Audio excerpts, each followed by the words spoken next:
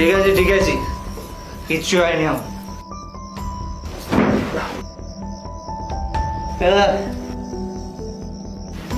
কিচ্ছু হয়নি, আসলে স্বাধীর রাত তো, বন্ধুরা একটু জেদ করলো তাই একটু।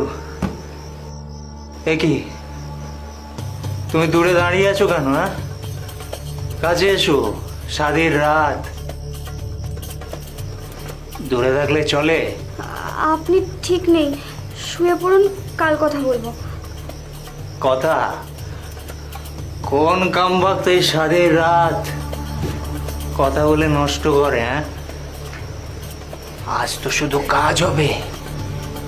কাজে এসো না। দোষ সালা, এত নাকাবোনা কেন করছো? হ্যাঁ, তুই তো আমার দিবি নাকি? কাজে এসো।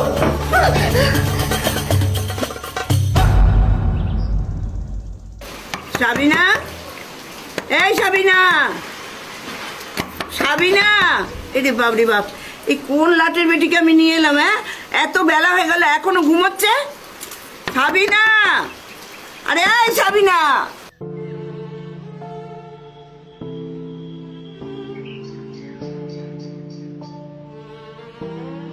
চল।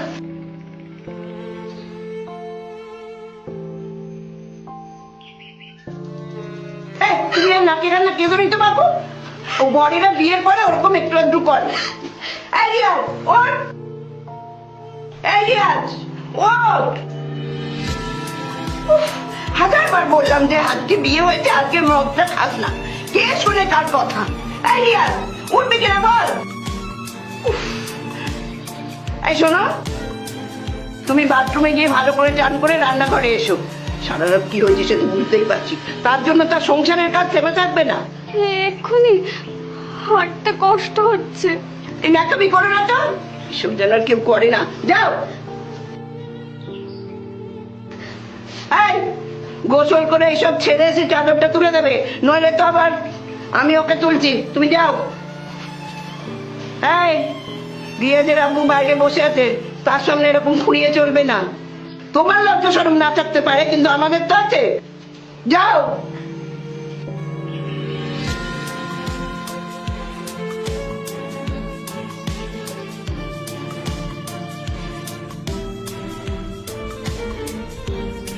এই রিয়াজ, রিয়াজ, উঠবি কি না আমি মাথায় জল ঢেলে দেবো? আমি বেবিটা কিন্তু হেভি। এই চুপ কর, এটা হেভি কি অবস্থা করেছিস ওর? হ্যাঁ, এইরকম হলে এই সংসারের কাজ কে করবে? আমি কিন্তু তোমাদের পেছনে আর খাটতে পারবো না, বলে দিলাম। হ্যাঁ, করবে করবে, সব করবে। দিনে তোমার কাজ করবে আর রাতে আমার।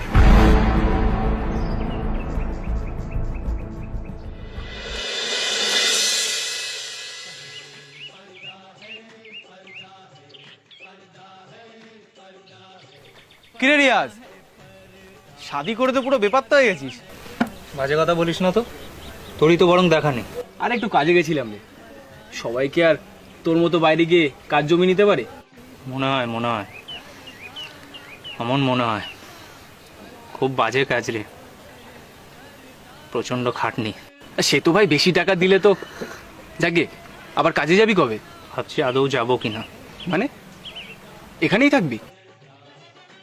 তা ভালো, নতুন শাদি করেছিস, ভাবিরও। দোষ সালা, আমার কি জীবনে মেয়ে ছেলের অভাব নাকি? হ্যাঁ, যে এক বিবির জন্য এখানে পড়ে থাকবো? আরে ভাই, কাজটা আমার ঠিকভাবে পোষাচ্ছিল না,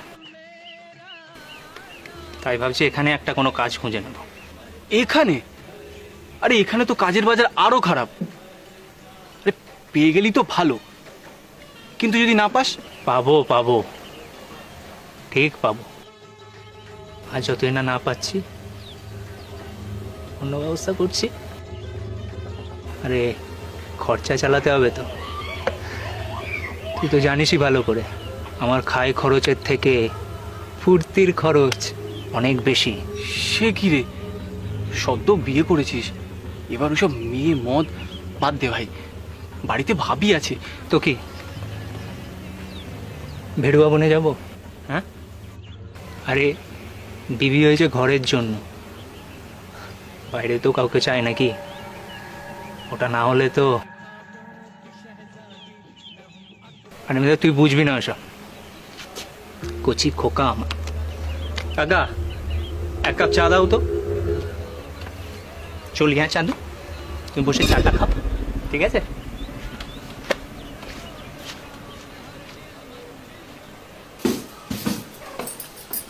এই রিয়াজ কই রে?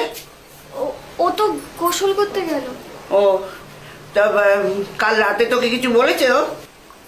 কই না তো, ও তো অনেক রাতে ফিরেছে মদের চুর হয়ে, তারপর ঘুমিয়ে পড়ল। উফ, এই ছেলেকে দিয়ে যদি একটা কাজের কাজ কিছু হয়। যাকে শোন, আমি তোকে বলছি বিয়ের তো বেশ কিছুদিন হয়ে গেল। তোর আব্বু যে বলেছিল টাকা দেবে, তো কবে দেবে? না মানে আব্বু তো বলেই ছিল কিছুদিনের মধ্যে। কিছুদিন মানে কতদিন? আমরা কি অনন্তকাল ধরে বসে থাকবো? আমারও তো মেয়ের বিয়ের ব্যবস্থা করতে হবে। টাকাটা আসবে কোত্থেকে? না মানে আমি তো আসলে আবার কি হলো? হয়েছে তোর মাথা আর আমার মুন্ডু। বলে বিয়ের পরে এতই মজগুল হয়ে গেছিস যে বোনের বিয়ের কথা ভুলেই গেছিস। তোকে না বলেছিলাম যে সাবিনাকে টাকার কথাটা বলতে?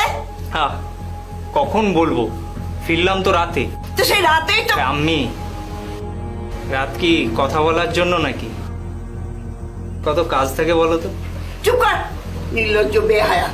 এই শোন মেয়ে, তোর আব্বু যে বলেছিল কদিন পর টাকা দেবে, আর আমরাও ভালো মানুষের মতো মেনে নিয়েছে। এখন যদি কথার খেলাপ করে। না না, আব্বু যখন বলেছে নিশ্চয়ই দিয়ে দেবে। দিলেই ভালো। এই শোন, বিবিতে একটু কম মশগুল হয়ে টাকাটা আদায়ের চেষ্টা কর, বুঝেছিস? নইলে কিন্তু বাবা